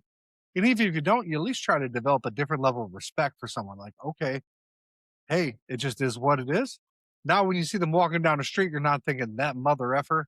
You're just going, hey, that man, that guy's weirdo, but yeah, he's whatever. He's okay. You know, Yeah, like, yeah, we used to do back 20, 30 years ago. Like, yeah, Jimmy down the street, he's a little bit of weirdo, man, but yeah, he's all right. You know, yeah. or it's just how it was. Like, one of my sons has autism, and they treat it like something's wrong with him. And I'm like, Mhm. stop treating him like he's an invalid, man. He has certain communication issues, but he literally is smart as everybody else. He passes all normal tests. He just Yeah. has what they call echolalia. Like he would say, Jason, say hi, Jason. Or he'll go, Jason, say hi, Dad. Like it's an echolalia thing. But Mhm. back when we were growing up, it would have just been, he's just a little different, man. Yeah, whatever. And if somebody would have said something derogatory towards it, no matter Mhm. who it was, people would have been like, yeah, dude, that's not cool. He's just Yep. different. Now where they're like, no, no, there's something wrong with you. We want you to know that there's something wrong about you. And it's like, Yeah. no, stop treating them like there's something wrong with them. Do they have something? Well, yeah, duh, no shit, Sherlock. But Yeah. it's like, that doesn't mean that they're less than of a person. I mean, think Albert Einstein, by any measure of what you look at, he'd been considered autistic in today's world. Yeah. I mean, and he was considered one of the smartest people ever. Yeah, absolutely. And see, those people want to highlight the challenges that people have to try to, like, exploit it, right? Because that's why they're trying to make it a big deal about, "Oh, look over there, like, that kid's got this going on." Like, we know that, but why are you pointing it out? "Oh, because you want to weaponize it for another thing." That's what that is. It's like they wanna weaponize these issues that people have. Like they change like language, for example, right? I grew up and we all know people that are, like, in a wheelchair, they're called handicapped. Now they got this thing handy-capable. Handy-capable is just like they changed language Never heard that because before. I'm sorry, I'm not yeah, laughing, but I've yeah, like never heard that before. handy-capable. There's other ones too. Can't think of any, like, there's other terms that they've changed over the years. Like, you can't say, the R word, the RETARD word. You can't Yeah, Yep. say that, right? Because it's offensive now. But back in the 90s, there were facilities literally called Said it. for those people. Like, yeah. you know what I'm saying? Like, that name was on the building, but now you can't even say that word. It's like offensive, but it has a You meaning guys, now. you guys ever listen to Tom McDonald? I'll listen to him. I'm not a big fan, but yeah, I'll listen to Yeah, him. I'm not like I like a lot of his stuff. I'm not like, oh my god, like a diehard, but he has like essentially that similar message. Like, it Mhm. pretty much like all of a sudden you just can't say this. Like, who cares? And then I think it's I think it was the song "Everybody Hates Me" or "Everybody Needs Me" or something like that, where Mhm. he was like he said you can't say something. He goes, but y'all are retarded. And he Yeah. said it like towards the end of the song, and I was surprised, you know what I mean? Because usually when he says stuff like that, he'll spell the word out Yeah. rather than just saying it. Nah, man, Uh-huh. he just came right out and said it. And I was Yeah. like, I mean, that's kind of what I like about the guy, right? I mean, he Yeah. says what he is. Don't always agree with him and everything, but I'm like, I don't know, man, he's more patriotic than a lot of Americans I know, and he's Canadian. And Yeah. he Yeah. cares more about our country than some of our own citizens. And I'm like, to me as an American, if I'm looking in the mirror, I'm like, that's almost shameful. Not saying he shouldn't Mhm. care as much as he does, but it shouldn't even be in the realm of measurement that somebody that's technically a quote unquote immigrant, whatever you want to label it as. I don't really consider Canadians immigrants, but it shouldn't even be like, why are we even to that point where that person could be more patriotic than somebody of their own country, right? Like if you go to Germany, right? A lot of Germans, they still have what they call, my family background is German, right? They still have what they call the Holocaust guilt. Depending how you want to word it. Here in America, we're so far removed from slavery that a lot of people are kind of like they don't have that feeling, right? And When I've talked to people from over there, I'm like, listen, man, I've got a German background, but I don't feel guilty for anything that the Nazis did because my family wasn't a part of it. I had Right. nothing to do with it. Is it a crappy thing that happened? Did those guys all deserve the fate they got? Percent, but I'm not going to feel guilty for something that I didn't do. Right. Do I agree with those people And being you punished? shouldn't. Yeah. Yeah. You shouldn't feel that way. I totally agree with you, Joe.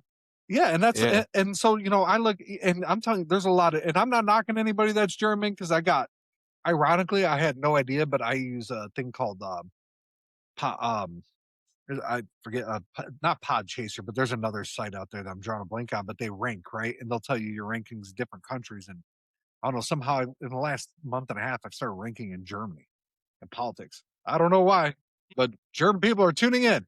Yeah. Man, your DNA is seeping into the algorithm.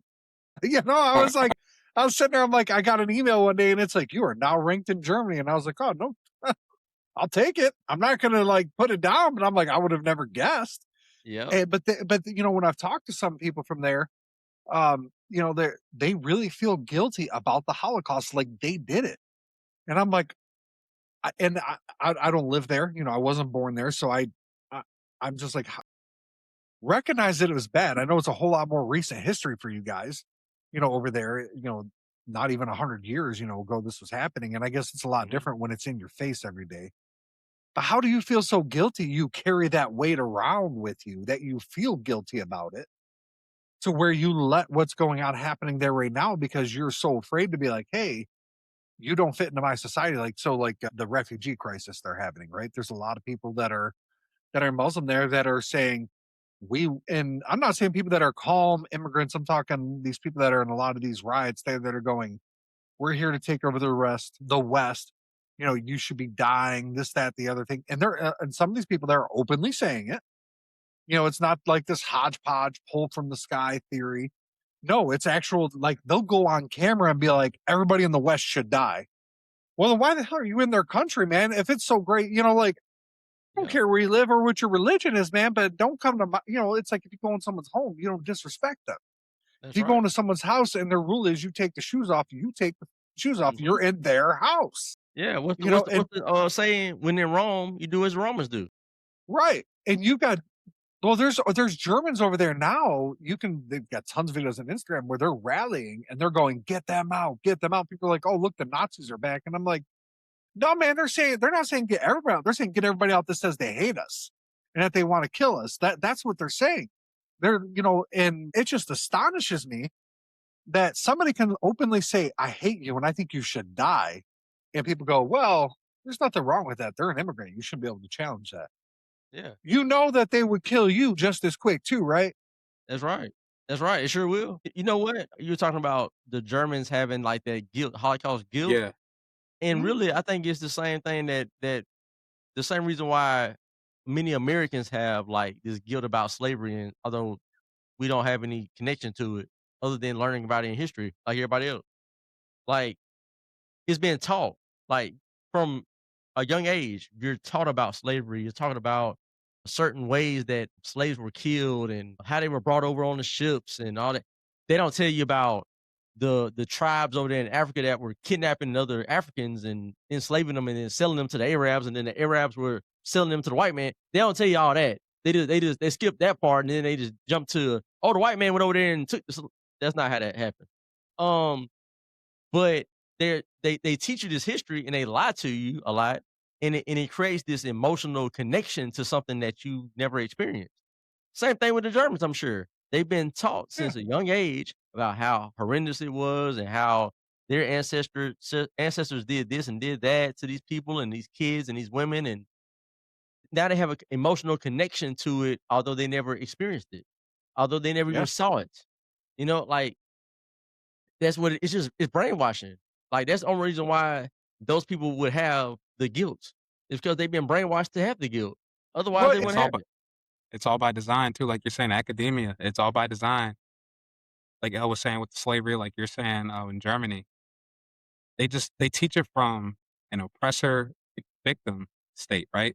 So they want one side to feel, oh man, we're struggling, everything was bad, yada yada yada, and the other side has to feel so sorry, remorseful, apologetic, because that's the way they teach it. And they want that design there. They want that conflict there. They Yeah, don't teach history correctly. The slavery. Why are we teaching children about slavery in the first place? And then we're going to teach it incorrectly.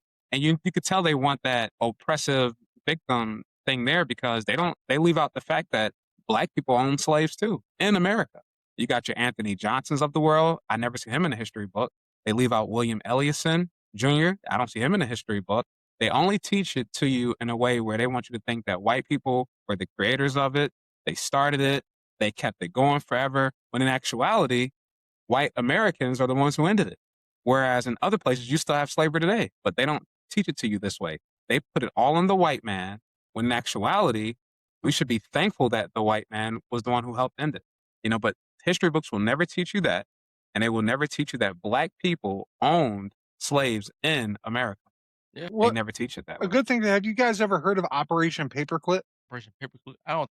So it's, and this is what kills me, and I'm not trying to make it like a Democrat versus Republican thing, but it was done by Democrats. Democrats in the 40s were obviously a lot different than Democrats now. But There were some differences, but there's a lot of similarities. yeah, no, Yeah. But what they did is after, like, towards the end of the war, the United States kidnapped / took, probably these guys ran voluntarily, Nazi scientists. And I'm sure you've Warner von Braun. So he's the guy who helped put America, into space, built the rockets. Well, he was the Nazi scientist who designed and built the V2 rocket. How did he do that? With Jewish slave labor. Where did those slaves go after they couldn't do anything? They went to a camp to die.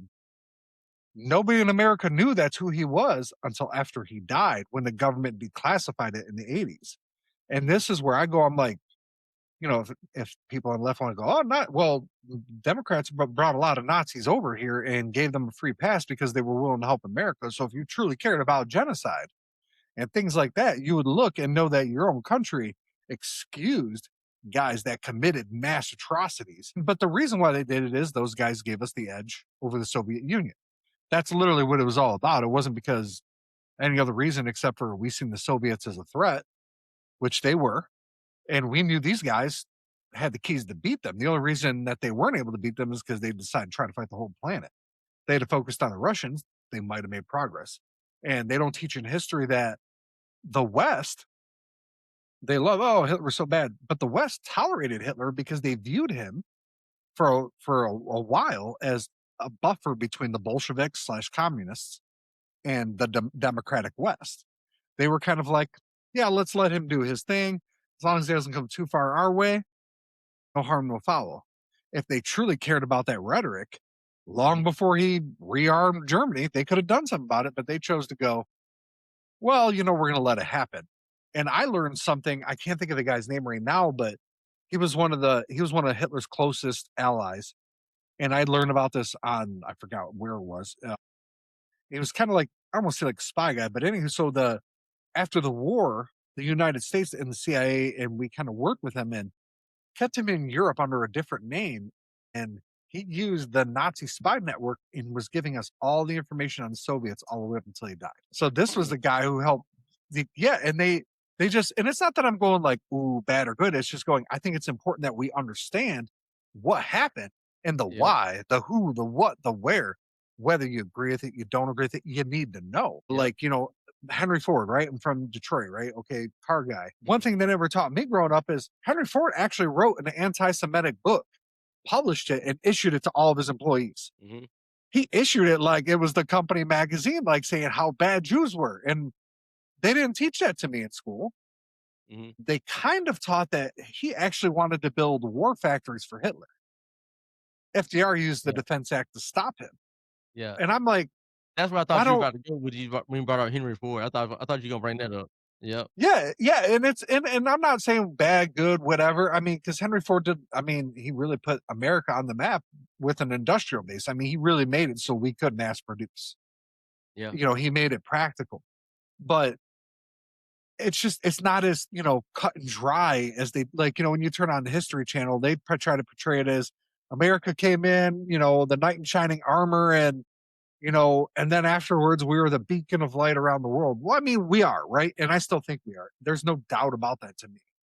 But it wasn't like it was this shiny beacon that never had a smudge on it ever before. And I Mhm, think, to deny it, we're doomed to repeat things, right? If we don't know the truth, we're going to repeat it, and I mean, nation building, right? We go in, we destroy a country, and surprise, surprise, that country can't fix itself because they didn't want to from the get go.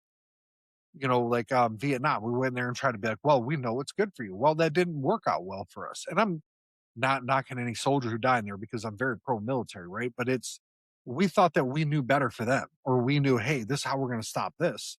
Then mhm, you look at, to me, like I look at Syria. Syria, the Syrians rose up. I'm sure there's other influences, we all don't know about, but the Syrian people put their own blood on the line for their country.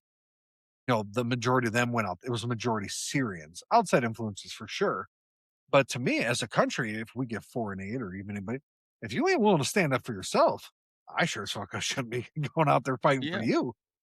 That's And that's my thing about the whole Palestine thing. Like, oh, those people over man, there, they outnumber Hamas by millions, and yet Hamas, that small little group of people run this make them people do whatever they want them to do. Like, yeah, but yet we're supposed to be over there, like, pro-Palestine? Like, why exactly? Why are we yeah, worried about Palestine when they don't worry about themselves? right. I mean, with that whole war, I'm like, Israel responded the way anybody with half a brain cell would have, right? After Yeah, October 7th.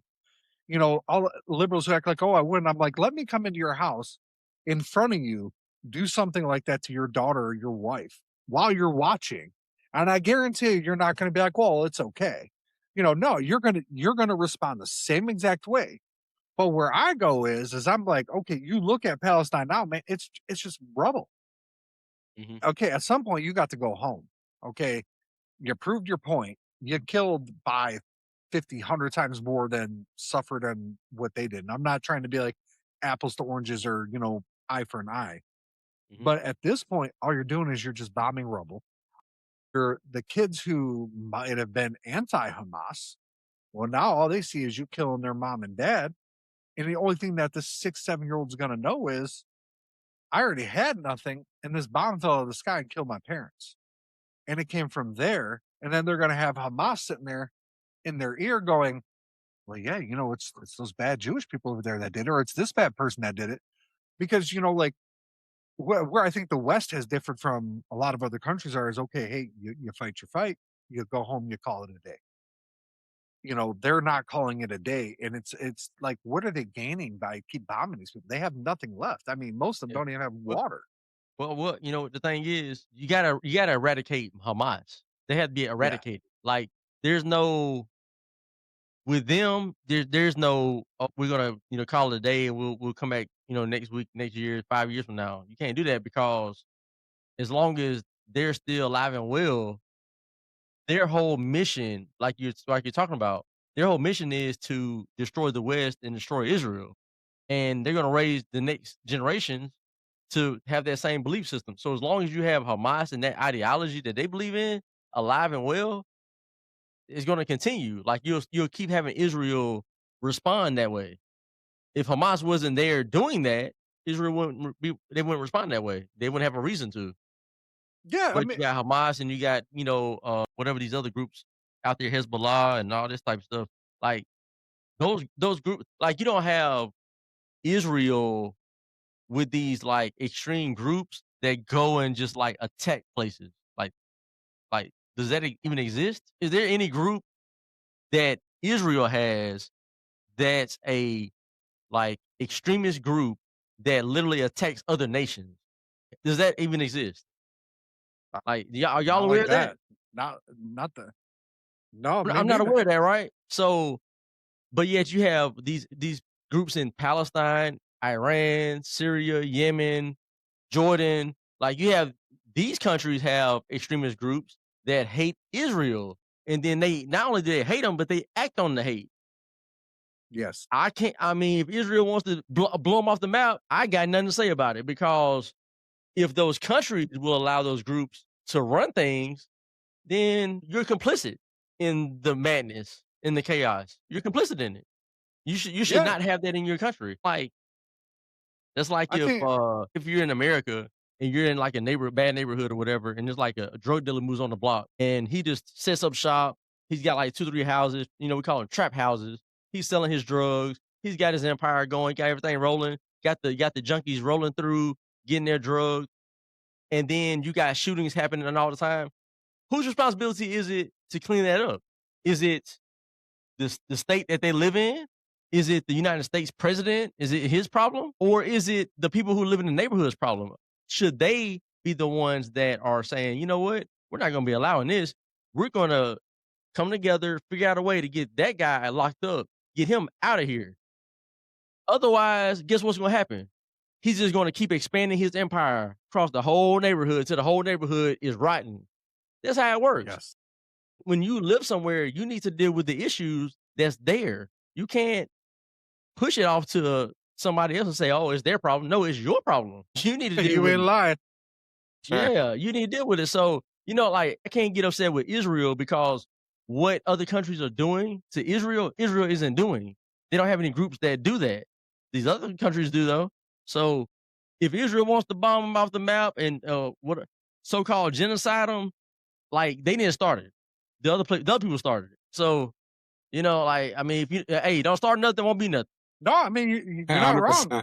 100%. As we get towards the end here, I'll say this. I think I did a show with a guy who's a former CIA counterterrorism analyst, and ironically, the group that he was designated to study was ISIS, but it was before ISIS was even like. I mean, they were just kind of like an off the wall, like no. I mean, it was kind of like your local lollipop shop. That's how they were thought of, right? And it was just him and a couple of people in a room that kind of figured all that out.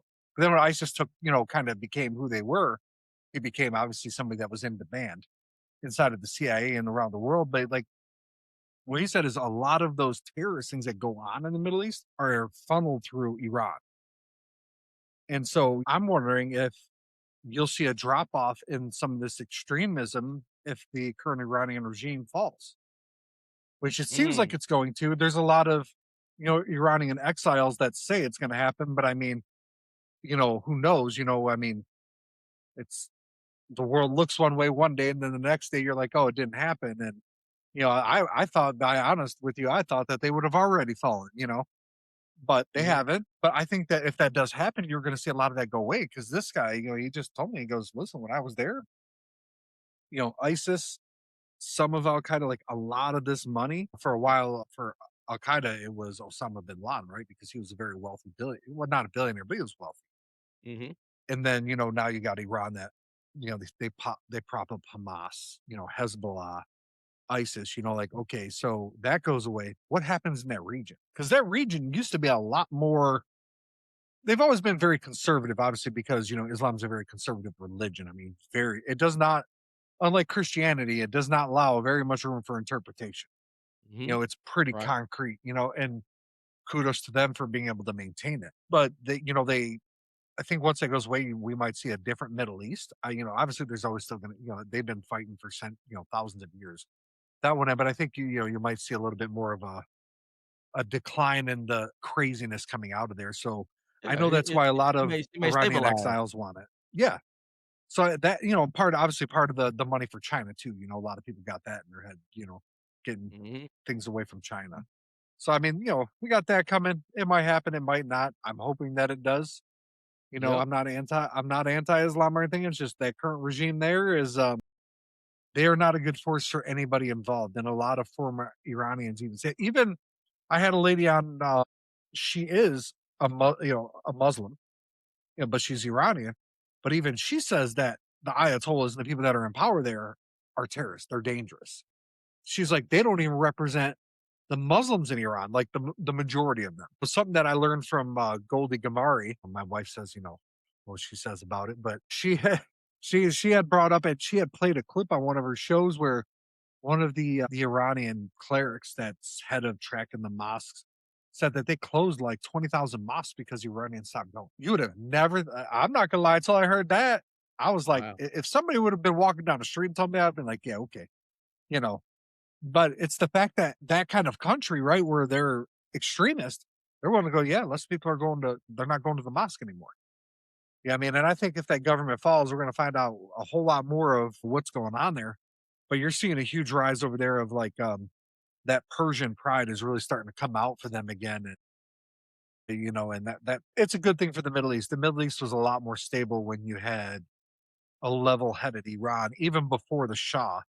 They had a Muslim Mhm. leader, and it was things were a lot more stable when you had a stabilized Iran that was not extreme. And hopefully for That's the right. world and for everybody involved, we can get to that point because whether people like it or not, that world of the that part of the world is Islamic. So the best thing we can hope for is for them to be able to be at peace with themselves and their neighbors. And that's just Absolutely. I don't know if it'll ever happen, but 'cause some Yeah. folks over there, they like the not all of them, but a lot of them like to fight, man. There's definitely not afraid to box. I'll put it like that. Uh-huh. But Absolutely. yeah, man, I really appreciate you guys coming on, man. Oh, thank If you. you guys ever need a guest on, man, I'm always open, willing, and I can debate without putting people down. Yeah, Sometimes it's Joe. hard. Don't get me wrong, man. To be fair to all the listeners out there, there has been times where I've got worked up with someone where they're like that quick jerk moment comes out of there where I'm like, you know what? And then I'll catch myself and I'll be like, okay, hey, back off. Like, that's because it's that instant anger, right? Because when someone goes after you a certain way, that there's that part of you that's like, man, I will knock your teeth out if you talk to me Yep. like that, dude. Like, treat me with the same respect you want to be treated with. And then because you already know in real life, man, half these people that talk like that, if most of us walk and they would probably be laying on the Mhm. ground somewhere with their Yeah, teeth knocked out. definitely. Like, I dare you to talk to me like that to my face because it ain't gonna happen. Yep. Keyboard warriors, keyboard warriors and the internet definitely makes them a lot tougher than they are. And then people from our side, like we're saying the conservative side, we will sit down and have a conversation with you. We don't Yeah. have to resort to name calling. We know the truth, so their truth only gets them but so far because it's really not truth, if you will. So Yeah, Joe, look at I wanna thank you too, Joe, for having, the agitators on your platform. We sincerely Yep. appreciate it. We love to have you on our yeah, show as man. well, I'd whenever love to you're do free. further debates with you guys in the future, man, because we can actually, we can talk about things, man. And that's like this right here. This is what America's supposed to be about. This is what it. This is literally right here. This is the country that our forefathers wanted. They wanted people who don't see Right. eye to eye on every single thing to be able to sit there and go, I don't agree with that, but yeah, man, that guy over there, he's a jerk. You know what I mean? Like to be able to just Mhm. do that and then be like, well, you can't stand it, but oh, he's coming around. Let's have a cup of coffee and see if he's changed his mind. Those days are That's gone. right. And that's what I liked when I looked at your guys' stuff. And a lot of people, when they hear Christian conservative men, they automatically go, boop, it's one way. And it's Mhm. like, that's not the case. You listen to people, like dial in. That's why I built my podcast, this show around long form, because you don't learn a lot in a 30-second clip. You learn a lot about what's going to piss you off, for Yeah. sure.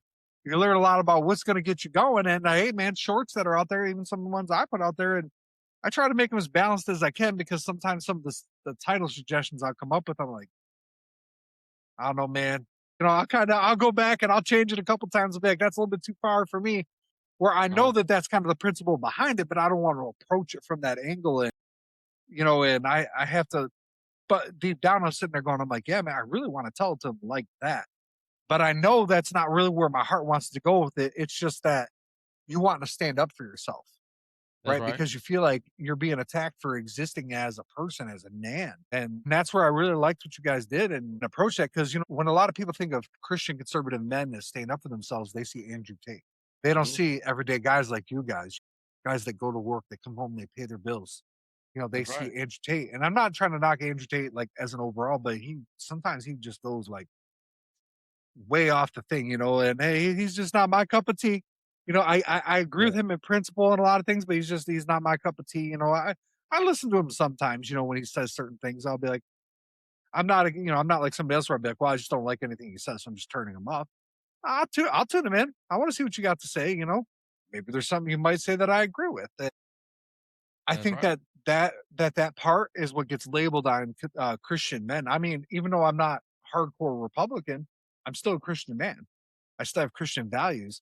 And when you say that word Christian, it's automatically boom, you're an extremist, you want to kill everybody and it's like, whoa, where are you getting this from? And keep doing that, man. Like no matter how much anything opposes you guys Yep. comes out there, man, do not give up, man, because that's what people want. People want to give up, and I'm not knocking Adam Swart here.